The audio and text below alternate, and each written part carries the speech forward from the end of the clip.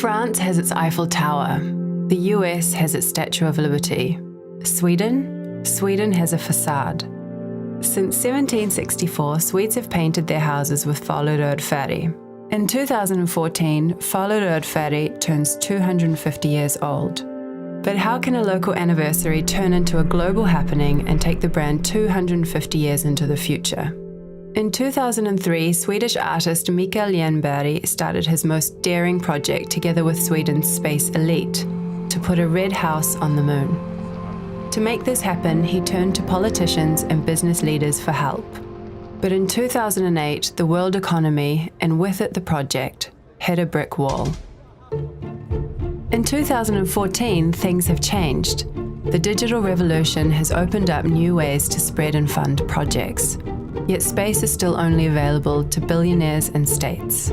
So why not utilize this change to democratize space through the Moon House? Falu Röd färg created a global crowdfunding campaign to revive the Moon House. The preparations were out of this world, from signing a contract with Astrobotic's Moonlander to building a crowdfunding platform.